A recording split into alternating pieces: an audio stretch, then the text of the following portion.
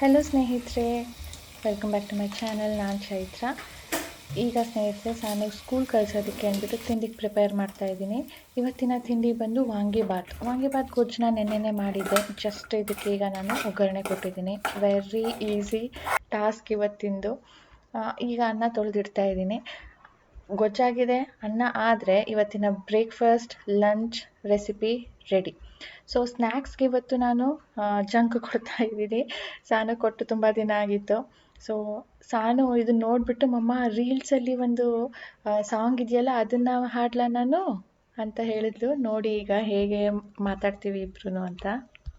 Sanu, is this okay for you? Yeah, it's cool. I like it. Cool.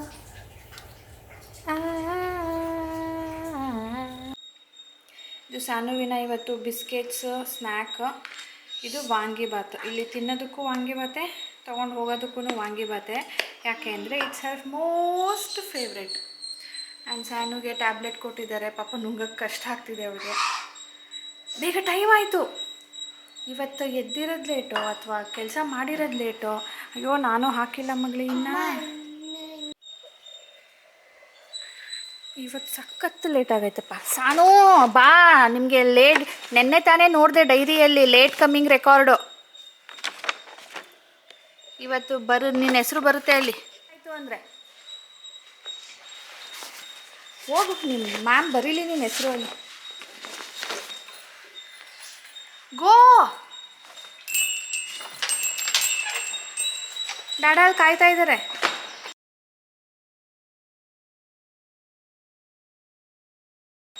ಇವಳಿಗೆ ನಿಜವಾಗ್ಲೂ ನಾನು ಬೈದಿಲ್ಲ ಅಂದರೆ ಏನೂ ಕೆಲಸ ನೆಟ್ಟಿಗೆ ಮಾಡಲ್ಲ. ಎಲ್ಲ ನನ್ನ ಹತ್ರ ಬೈಸ್ಕೊಂಡೇ ಮಾಡಬೇಕು ಇವಳು. ಓಡಬೇಡ.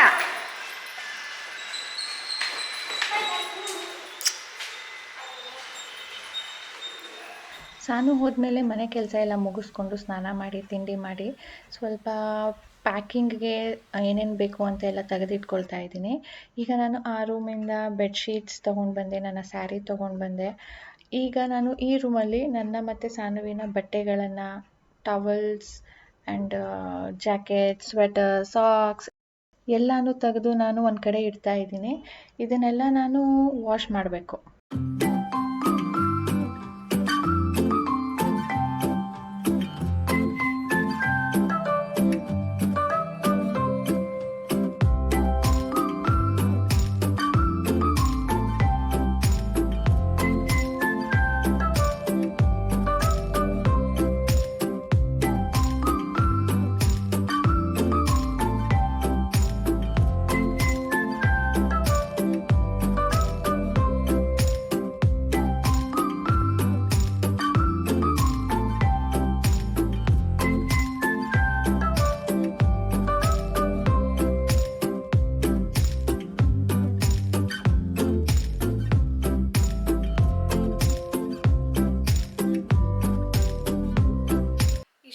ನೋಡಿದ್ರಿ ಸ್ನೇಹಿತರೆ, ಅದೆಲ್ಲ ನಾನು ಯಾಕೆ ಮಾಡಿದೆ ಅಂತ ಹೇಳಿದ್ರೆ, ನಾವು ಟ್ರಾವೆಲ್ ಮಾಡ್ತಾ ಇದ್ದೀವಿ. ಮತ್ತು ಈಗ ಟ್ರಾವೆಲ್ ಬಂದು ದೇವಸ್ಥಾನಕ್ಕೆ ಮಾಡ್ತಾ ಇರೋದು. ದೇವಸ್ಥಾನಕ್ಕೆ ನಾನು ಟ್ರಾವೆಲ್ ಮಾಡಬೇಕಾದ್ರೆ ನಾನು ದೇವಸ್ಥಾನಕ್ಕೆ ಹೊರಡೋ ಟೈಮಲ್ಲಿ ಅಥವಾ ಅಲ್ಲಿ ಹೋದ್ಮೇಲೆ ನಾನು ಏನೆಲ್ಲ ಬಳಸ್ತೀನೋ ಅದನ್ನೆಲ್ಲನೂ ನಾನು ಒಂದು ಸಾರಿ ವಾಶ್ ಮಾಡಿರ್ತೀನಿ. ಈಗ ನಾನು ಏನು ನೀರಲ್ಲಿ ಹಾಕಿದ್ನೋ ಅದೆಲ್ಲ ನಾನು ಏನು ಹಾಗೆ ಇಟ್ಟಿದ್ದೆ ಅಂತ ಅಲ್ಲ, ಎಲ್ಲನೂ ವಾಶ್ ಮಾಡಿ ನೀಟಾಗಿ ಎತ್ತಿಟ್ಟಿರ್ತೀನಿ. ಬಟ್ ಸಮ್ಟೈಮ್ಸ್ ನಾನು ಒಂದು ಸಾರಿ ಹಾಕಿರ್ತೀನೋ ಅಥವಾ ಜಸ್ಟ್ ಒಂದು ಟವಲಲ್ಲಿ ಕೈ ಒರೆಸಿರ್ತೀನೋ ಅಥವಾ ಬೆಡ್ಶೀಟ್ಸನ್ನು ನನ್ನ ಮಗಳು ಅದನ್ನು ಆವಾಗ ತೊಗೊಂಡು ಟೆಂಟ್ ಆಟಾಡ್ತಿರ್ತಾಳೆ, ಕೆಳಗಡೆ ಎಲ್ಲ ಹಾಸ್ಕೊಂಡು ಆಟಾಡ್ತಾ ಇರ್ತಾಳೆ. ಸೊ ಅದೆಲ್ಲ ಬೇಡ ಅಂದ್ಬಿಟ್ಟು ನಾನು ಹೊರಡೋ ಮುಂಚೆ ನಾನು ಏನೇನು ತೊಗೊಂಡೋಗ್ತೀನೋ ಪ್ರತಿ ಒಂದನ್ನು ನೀರಲ್ಲಿ ಜಾಲಿಸ್ತೀನಿ. ಬಂದ ಮೇಲೆ ಮತ್ತೆ ಅದನ್ನು ಸೋಪ್ ಹಾಕಿ ಅಥವಾ ವಾಷಿಂಗ್ ಮಿಷಿನಲ್ಲಿ ಒಗಿತೀನಿ, ಇನ್ಕ್ಲೂಡಿಂಗ್ ಬೆಡ್ಶೀಟ್ಸ್. ಸೊ ದೇವಸ್ಥಾನಕ್ಕೆ ನಾವು ಹೋಗ್ತಾ ಇರೋದು ಇನ್ನೂ 3-4 ದಿನ ಇದೆ, ಈಗಲೇ ಹೋಗ್ತಾ ಇಲ್ಲ. ಆದರೆ ಈ ವೆದರ್ ನಮಗೆ ಹೇಳೋದಕ್ಕಾಗೋದಿಲ್ಲ. ಒಂದು ಸಾರಿ ಇದ್ದಂಗೆ ಒಂದು ಸಾರಿ ಇರೋಲ್ಲ. ಇದಕ್ಕಿದ್ದಂಗೆ ಮಳೆ ಬಂದುಬಿಟ್ಟಿರುತ್ತೆ, ಮೋಡ ಇರುತ್ತೆ, ಗಾಳಿ ಇರುತ್ತೆ. ಒಣಗುತ್ತೋ ಇಲ್ವೋ ಯಾಕೆ ಅಂದ್ಬಿಟ್ಟು ನಾನು ಇವತ್ತೆಲ್ಲ ತೆಗೆದ್ಬಿಟ್ಟು ಎಲ್ಲ ವಾಶ್ ಮಾಡಿ ಒಣಗಾಕಿದ್ದೀನಿ. ಒಣಗಲಿ, ಅದು 2 ದಿನ ತೊಗೊಂಡ್ರೂ ಪರವಾಗಿಲ್ಲ. ಈಗ ನಾನು ಎಲ್ಲಿಗೆ ಹೋಗ್ತಾ ಇದ್ದೀನಿ ಅಂದರೆ ಧರ್ಮಸ್ಥಳಕ್ಕೆ. ಸೊ ಟ್ರಾವೆಲ್ ಪ್ಯಾಕಿಂಗ್ ಇವತ್ತಿಂದ ಶುರು ಮಾಡಿದ್ದೀನಿ. ಸೊ ಏನೇನು ಬೇಕೋ ನನಗೆ ಎಲ್ಲನೂ ಇವತ್ತು ತೆಗೆದು ನೀರಲ್ಲಿ ಹಾಕಿ ಇಟ್ಟಿದ್ದೀನಿ. ಇನ್ನೇನಿಲ್ಲ, ಅದನ್ನು ಒಣಗಿದ ಮೇಲೆ ಅದನ್ನೆಲ್ಲ ಪ್ಯಾಕ್ ಮಾಡ್ಕೊಳ್ಳೋದು. ಇನ್ನು ಸ್ವಲ್ಪ ಫುಡ್ ಐಟಮ್ಸ್ ತೊಗೊಳ್ಬೇಕು, ಅದನ್ನು ಇವತ್ತು ಇಲ್ಲ ನಾಳೆ ನೋಡಿ ಅದನ್ನು ಪ್ಯಾಕ್ ಮಾಡ್ಕೊಳ್ತೀನಿ. ಅದು ಬಿಟ್ಟರೆ ಸ್ವಲ್ಪ ಮೆಡಿಸಿನ್ಸು, ಇಷ್ಟು ನಾನು ಇಂಪಾರ್ಟೆಂಟ್ ಥಿಂಗ್ಸ್ ತೊಗೊಂಡೋಗೋದು. ಈಗ ಸ್ನೇಹಿತರೆ, ನಾನೊಂದು ಆ್ಯಪ್ ಬಗ್ಗೆ ನಿಮ್ಮ ಜೊತೆ ಮಾತಾಡಬೇಕು. ಈ ಆ್ಯಪ್ ಅಂತೂ ನಿಜವಾಗ್ಲೂ ಈ ಬುಕ್ ಲವರ್ಸ್ಗೆ ಅಥವಾ ರೀಡರ್ಸ್ಗೆ ತುಂಬಾ ಇಷ್ಟ ಆಗುವಂಥ ಆ್ಯಪ್. ಹೇಗೆ ಅಂದರೆ, ಈಗ ನಮ್ಮ ಮನೆಯಲ್ಲಿ ರಾಜೇಶ್ ಅವರು ಬುಕ್ಸ್ಗಳನ್ನ ಓದ್ತಾರೆ. ನನಗೂ ಇದನ್ನು ಓದು, ಇದು ಚೆನ್ನಾಗಿದೆ ನೋಡು ಅಂತಾರೆ. ಆದರೆ ಅಷ್ಟೊಂದು ಟೈಮ್ ಯಾರಿಗಿದೆ ಹೇಳಿ? ಬುಕ್ ಓದೋದ್ರಿಂದ ಒಂದು ನಾಲೆಡ್ಜ್ ಸಿಗುತ್ತೆ, ಅದು ಯಾವತ್ತೂ ವೇಸ್ಟ್ ಆಗೋದಿಲ್ಲ. ಆದರೆ ಓದಬೇಕು ಅನ್ನೋದು ಟೈಮ್ ಇರಬೇಕು. ಕೆಲವೊಬ್ಬರಿಗೆ ಅದನ್ನು ಅಫೋರ್ಡ್ ಮಾಡೋದಕ್ಕೂ ಆಗೋದಿಲ್ಲ, ಜಾಸ್ತಿ ಇರುತ್ತೆ ರೇಟ್ ಅದರದ್ದು. ಸೊ ಅಂಥವ್ರಿಗೆಲ್ಲ ಇದು ಒಂದು best option, very good concept. ಏನು ಅಂದರೆ, ಕುಕು FM ಅಂತ ಒಂದು ಆ್ಯಪ್ ಇದೆ. ಇದನ್ನು ನೀವು ಪ್ಲೇಸ್ಟೋರಿಂದ ಡೌನ್ಲೋಡ್ ಮಾಡ್ಕೊಳ್ಬೇಕು. 4.5 ರೇಟಿಂಗ್ಸ್ ಕೂಡ ಇದೆ. ಇದು ಇಂಡಿಯಾದ ಲೀಡಿಂಗ್ ಆಡಿಯೋ ಶೋಸ್ ಪ್ಲ್ಯಾಟ್ಫಾರ್ಮ್ ಅಂತ ಹೇಳ್ಬೋದು. ಇದರಲ್ಲಿ ನಾವು ಬುಕ್ಸ್ಗಳನ್ನ ಓದಬೇಕಾಗಿಲ್ಲ. ರಾಜೇಶ್ ಓದಿರೋವಂಥ ಬುಕ್ಸ್ಗಳೆಲ್ಲನೂ ನಾನು ನಿಮಗೆ ತೋರಿಸ್ತೀನಿ ನೋಡಿ. ಇಷ್ಟು ಬುಕ್ಸ್ ರಾಜೇಶ್ ಅವಾಗವಾಗ ಓದ್ತಾನೆ ಇರ್ತಾರೆ. ಈ ಎಲ್ಲ ಬುಕ್ಸು ಸ್ನೇಹಿತರೆ ನಾನು ಆ ಆ್ಯಪಲ್ಲಿ ನೋಡಿದೆ. ಆ್ಯಂಡ್ ಅದನ್ನು ನಾವು ಓದಬೇಕಾಗಿಲ್ಲ. ಈ ಬುಕ್ಕಲ್ಲಿ ಏನು ಸಾರಾಂಶ ಇದೆ ಅನ್ನೋದನ್ನು ನಮಗೆ ಆಡಿಯೋ ಮೂಲಕ ನಮ್ಮ ಲ್ಯಾಂಗ್ವೇಜಲ್ಲಿ, ಯಾವ ಲ್ಯಾಂಗ್ವೇಜ್ ಬೇಕು ನಿಮಗೆ, 8 ಲ್ಯಾಂಗ್ವೇಜಸ್ ಇದೆ, ಅದನ್ನು ಚೂಸ್ ಮಾಡಿಕೊಂಡು ನೀವು ಸಾರಾಂಶನ ಕೇಳ್ಬೋದು. ಎಷ್ಟು ಈಸಿ ಅಲ್ವಾ? ಕುಕ್ಕಿಂಗ್ ಮಾಡ್ತಾ ಇದ್ದೀವಾ, ರಿಲ್ಯಾಕ್ಸ್ ಮಾಡ್ತಾ ಇದ್ದೀವಾ, ವಾಕ್ ಮಾಡ್ತಾ ಇದ್ದೀವಾ, ಟ್ರಾವೆಲ್ ಮಾಡ್ತಾ ಇದ್ದೀವಾ, ಯಾವಾಗಂದ್ರೆ ಅವಾಗ ಎಲ್ಲಂದ್ರಲ್ಲಿ ಇದನ್ನು ನಾವು ಆಡಿಯೋ ಮೂಲಕ ಕೇಳಿಸ್ಕೊಳ್ಬೋದು. Just like songs. Download link ಡಿಸ್ಕ್ರಿಪ್ಷನಲ್ಲಿ ಇಟ್ಟಿರ್ತೀನಿ. ಇಯರ್ಲಿ ಸಬ್ಸ್ಕ್ರಿಪ್ಷನ್ ಪೇ ಮಾಡಬೇಕಾಗುತ್ತೆ, 399. ಆದರೆ ನನ್ನ ಯೂಸರ್ಸ್ಗೆ ಚೈತ್ರಾ 50 ಅಂತ ಕೂಪನ್ ಕೋಡ್ ಅಪ್ಲೈ ಮಾಡೋದ್ರಿಂದ ನಿಮಗೆ 50% ಡಿಸ್ಕೌಂಟ್ ಸಿಗುತ್ತೆ.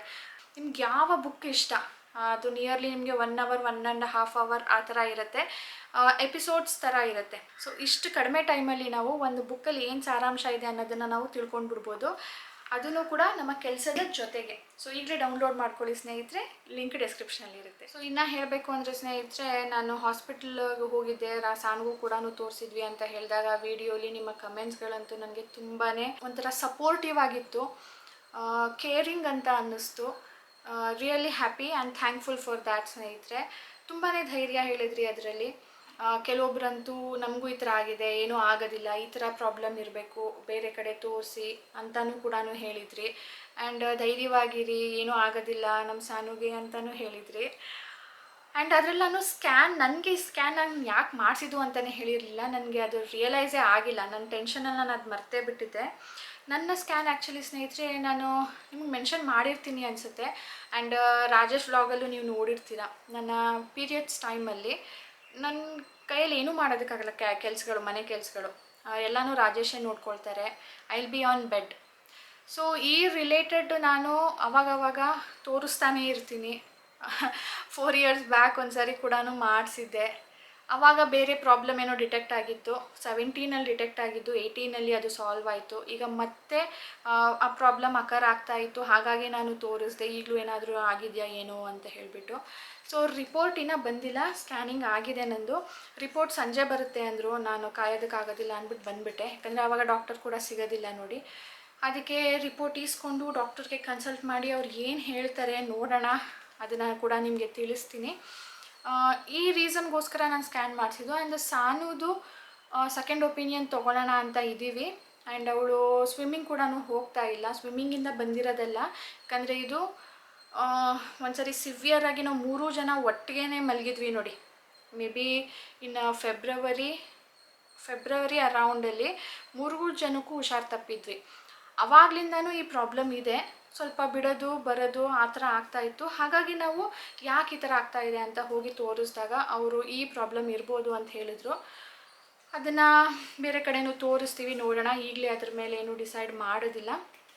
ಸೊ ಇಷ್ಟು ಸ್ನೇಹಿತರೆ, ಸಾರಿ ನಾನು ಅದರಲ್ಲಿ ಮೆನ್ಷನ್ ಮಾಡಿರಲಿಲ್ಲ.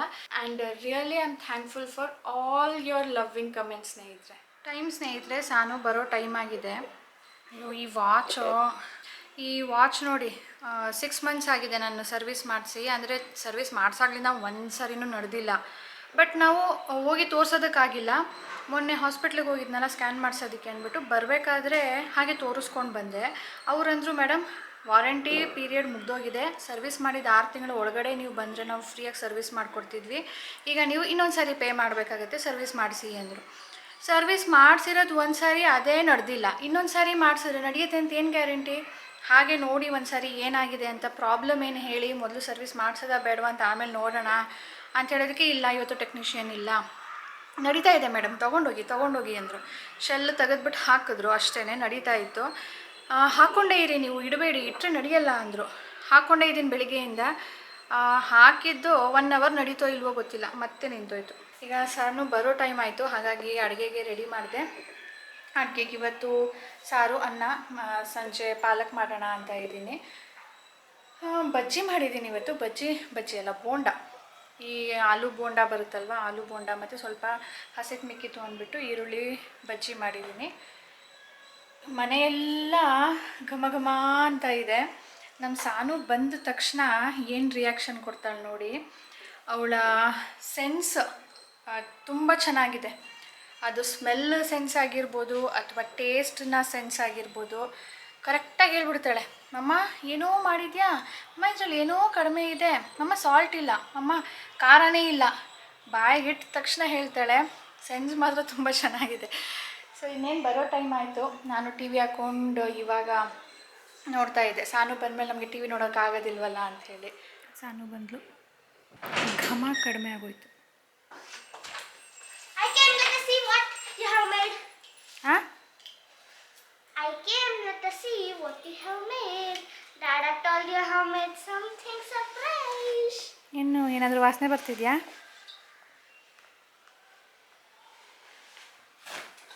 ನಿಂತ್ಕೊಳ್ಳೆ. ಇಲ್ಲ, ನಿಂತ್ಕೊಳ್ಳಿಲ್ಲ. ಏನು ಹೇಳು, ಏನು ವಾಸನೆ ಬರ್ತಿದೆ ನಿಮಗೆ? Any guesses? ಬಜ್ಜಿ. ಎಂಥ ಬಜ್ಜಿ?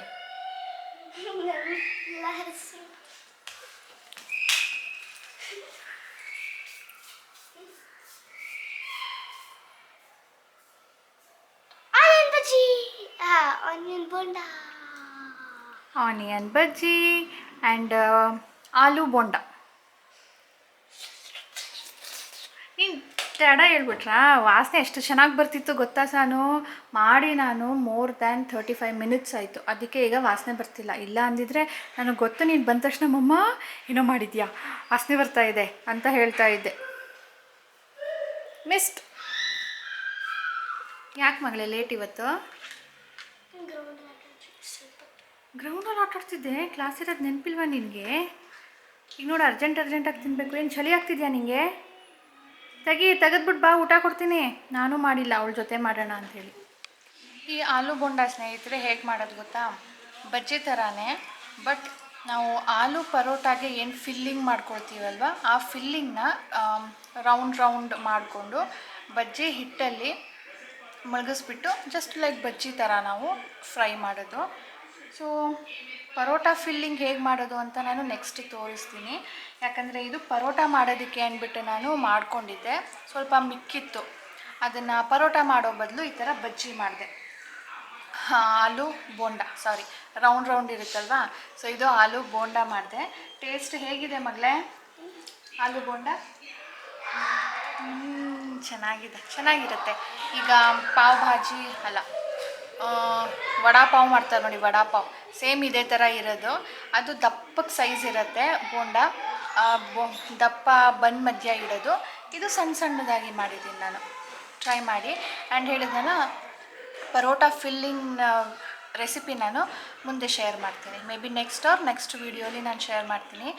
ಟಿಫಿನ್ ಬಾಕ್ಸ್ ಅಥವಾ ಲಂಚ್ ಬಾಕ್ಸ್ ರೆಸಿಪಿ ವಿಡಿಯೋ ಮಾಡಬೇಕಲ್ಲ, ಅದರಲ್ಲಿ.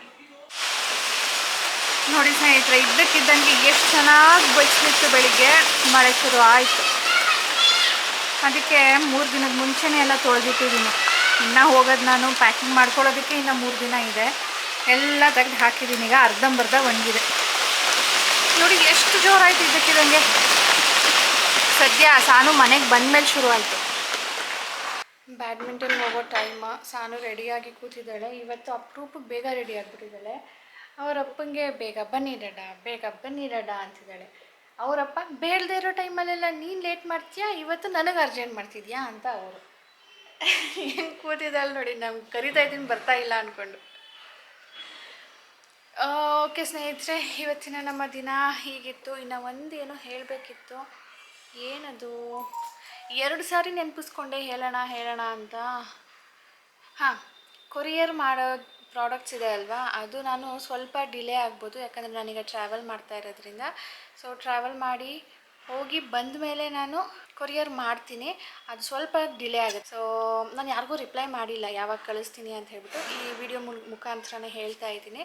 ಡಿಲೇ ಆಗುತ್ತೆ, ಬಟ್ ಕಳಿಸ್ತೀನಿ. ಓಕೆ ಸ್ನೇಹಿತರೆ, ಇವತ್ತಿನ ವಿಡಿಯೋ ಇದರೊಂದಿಗೆ ಎಂಡ್ ಮಾಡ್ತೀನಿ. ನಿಮ್ಮೆಲ್ಲರಿಗೂ ಇಷ್ಟ ಆಗಿದ್ರೆ please like, share and subscribe ಮಾಡದೆ ನೋಡ್ತಾ ಇದ್ದರೆ ಪ್ಲೀಸ್ ಸಬ್ಸ್ಕ್ರೈಬ್ ಮಾಡ್ಕೊಳ್ಳಿ.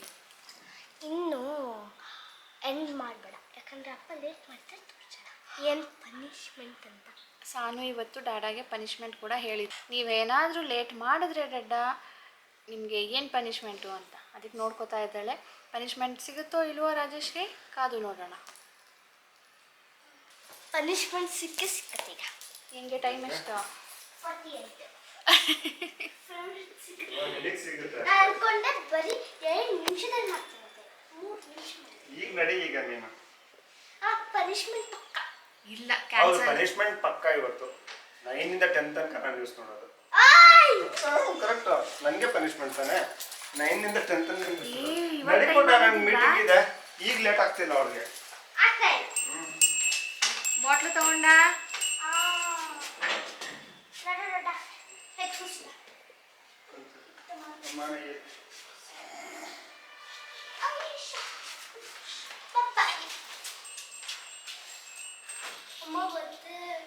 ಯಾಕೆ? ಮಳೆ ಬಿತ್ತಲ್ಲ ಅದಕ್ಕೆ.